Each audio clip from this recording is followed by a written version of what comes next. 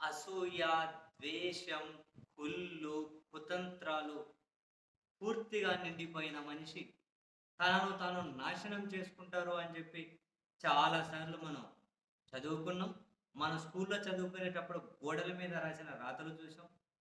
చిన్నప్పుడు మనం టీచర్లు బోధిస్తే నేర్చుకున్నాం. పెద్దల దగ్గర నుంచి నేర్చుకున్నాం. చాలా పుస్తకాల్లో చదువుకున్నాం.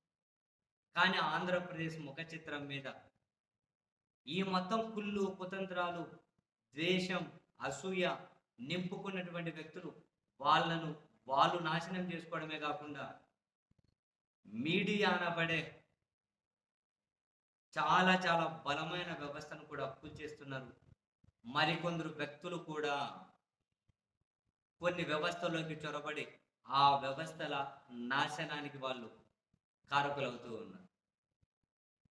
మీరు ఏ రోజైనా చూడండి, ఆంధ్రప్రదేశ్‌లో ప్రధానమైనటువంటి పత్రికలు, టీవీ ఛానెల్‌లు ఇంకొకరి మీద ద్వేషాన్నే అధికారంలో ఎవరున్నారనే దాంతో సంబంధం లేకుండా కేవలం ఇప్పుడు జగన్మోహన్ రెడ్డి అనే ఒక వ్యక్తి మీద అసూయ, ద్వేషం, కుళ్ళు నింపడం కోసం లేసిన దగ్గర నుంచి జగన్‌ను టచ్ చేయట్లే, జగన్ అరెస్ట్ చేయట్లే, జగన్ తల్లి ఇట్లా, జగన్ చెల్లి అట్లా, జగన్ వాహనం ఇట్లా, జగన్ టూర్ ఇట్లా, జగన్ నవ్వు ఇట్లా, జగన్ పార్టీ ఇట్లా, జగన్ అప్పుడట్లా, జగన్ ఇప్పుడిట్లా ఒకరోజు కాదు. ప్రతిరోజు ఈ ముసుగులో వీళ్ళు ప్రభుత్వం తీసుకుంటున్నటువంటి ప్రజా వ్యతిరేక నిర్ణయాలను వార్తల్లోకి రాని కూడా చూస్తున్నారు. చర్చలోకి రాని కూడా చూస్తున్నారు. ప్రభుత్వం తీసుకుంటున్న కొన్ని నిర్ణయాల వల్ల రాష్ట్రంలో సమతుల్యత ఏ విధంగా దెబ్బతింటుందో చర్చలోకి రాకుండా చేస్తున్నారు. ప్రభుత్వం తీసుకుంటున్న ప్రజాస్వామ్య వ్యతిరేక నిర్ణయాలు భవిష్యత్తుకు ఎంతటి ప్రమాదాన్ని మిగిలిస్తున్నాయో చర్చలోకి రాకుండా చూస్తున్నారు. ప్రభుత్వం తీసుకుంటున్న రాజ్యాంగ వ్యతిరేక చర్యలు ఏ విధంగా సమాజాన్ని నాశనం చేస్తున్నాయో వీళ్ళు చర్చలోకి రాకుండా చూస్తూ ఉన్నారు. జనాన్ని చైతన్యం కానికుండా, జనాన్ని ఐక్యంగా ఉంచనీయకుండా, జనాన్ని ఉమ్మడిగా ఉంచనీయకుండా, వాళ్ళ జీవితాలను ఉమ్మడిగా నాశనం చేసే కొన్ని చర్యలను వాళ్ళు వ్యతిరేకించనీయకుండా వ్యక్తుల మీద ద్వేషంతో నింపుతున్నారు.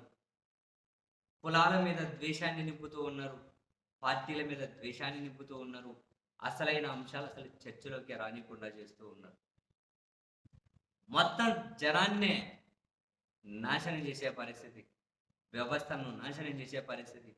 దాని వెనకల ఈ గుప్పెడ మంది రాజకీయ ప్రయోజనాలు, గుప్పెడ మంది ఆర్థిక ప్రయోజనాలు, గుప్పెడ మంది కుల ప్రయోజనాలు. వ్యవస్థను నడుపుతూ ఉన్నారు.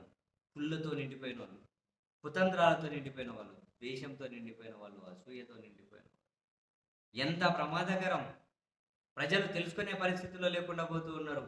వాళ్ళ బ్రెయిన్స్‌ని వీళ్ళు హిప్నటైజ్ చేస్తున్నారు. రోజు అదే.